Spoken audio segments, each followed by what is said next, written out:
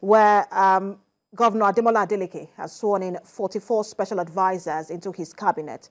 The governor also swore in chairmen, vice chairmen and boards with a call on them to put the interests of the state first in their assignment. We have details in this report.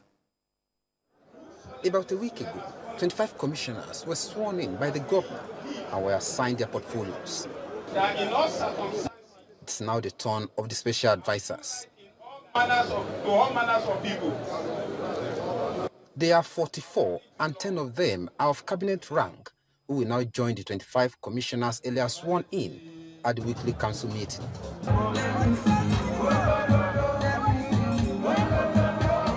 The governor says his administration will not tolerate incompetence and corruption. I call on you all to take judicious notice.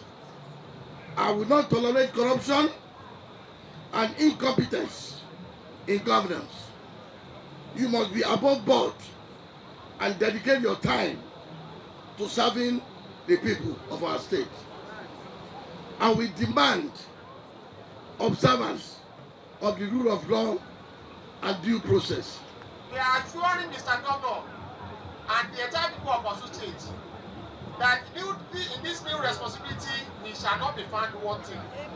We shall put in our best, and we are assuring you that at the end of the tenure, Osun will be better than we met it. A right activist, White Saka, observed that the long list of appointments will have negative impact on the finances of the state. The reason is not right. It's not right. There is no way anybody can placate it. Also, it's not that softened as a state for us to have a bogus appointee of government that will draw money.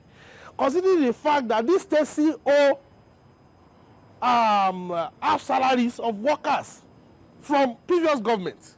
So that will tell you that we need to do more. They still hold workers, they still hold pensioners. It is not good enough. There is no way you can argue it with anybody that understands basic economics, that will say this is the right thing for us. No, this is not right. Now that the appointees have resumed, it is expected that they will live up to expectations of residents. Rafiu Hamid, TVC News, Oshogo. And now to Yobe State, where about 500 persons living with disabilities have been provided with food items.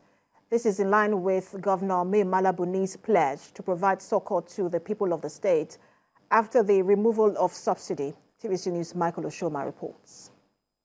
The recent removal of fuel subsidy has no doubt brought hardship on Nigerians. Many state governments have moved to ameliorate these difficulties. The Yobe State government, on its part, has distributed food palliatives to 500 persons living with disabilities. Governor, His Excellency Governor Adeleke directed us immediately to review our stocks availability and start responding to the plight of the most vulnerable. And following our review, we assess that the most vulnerable at the moment are persons living with disabilities, because they are the ones that go out to either beg or to do some menial jobs to get what to put on their table. So this is just it's a continuation. Government is a continuous process, and it's part of the subsidy of the federal government, but this is state-driven subsidy as directed by His Excellency Governor Mai Mala Buni. The beneficiaries were provided with rice, maize, beans, spaghetti, salt and other food items. The distribution of the palliatives will be in phases, starting with the persons with special needs and the most vulnerable groups. One of the leaders of the beneficiaries could not hide his joy. The intervention we are ever appreciating for His Excellency the Executive Governor of Yobe State. This is not the first of its kind. It's always concerned for us. So this time around, we are needy and we are start at first in Yobe State. The palliative support is in line with the emergency food security policy direction of President Bola Ahmed Tinubu. The food intervention to people living with disability is part of measures to cushion the hardship occasioned by the removal of fuel subsidy. Michael Ushoma, TVC News, Damaturu, Yobe State.